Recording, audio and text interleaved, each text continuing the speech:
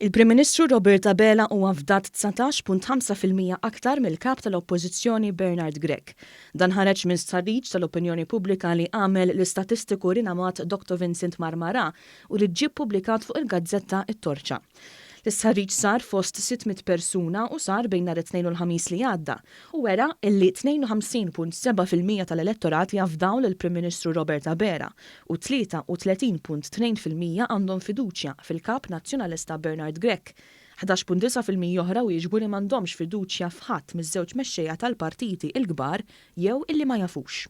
Is-sondaġġ ta' Marmara li sar kważi sena mindu Robert Abela sar Prim Ministru u mexxej Laburista wara wkoll li bejn il-Partit Laburista u l-Partit Nazzjonalista hemm distak ta' 13.5%.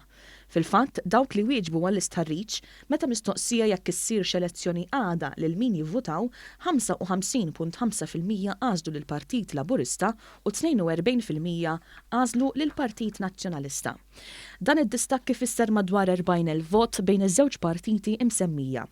Iċ-ċifri ta' dan l-aħħar sondaġġ ifissru żieda ta' 9% fuq dak li kiseb il-Partit Laburista fl-elezzjoni ġenerali tal-2017 u tnaqqis ta' 1.7% għal Partit Nazzjonalista fuq ir-riżultat tal-aħħar elezzjoni ġenerali. Jirriżulta wkoll illi 88.8% ta' dawk li vvotaw lill-Partit Laburista fl-2017 jafdaw f'Robert Abela, filwaqt illi 77.5% ta' dawk li vvotaw lill-Partit Nazzjonalista fl-2017 jafdaw lill-kap preżenti tagħhom.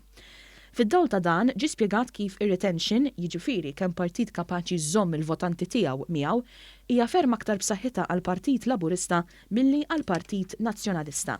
Dr. Marmara qal ukoll li jidher ċar illi ċ-ċaqliq żgħir ta' ħafna votanti illi hemm bejn il-partiti qed jikkanċella lil xulxin.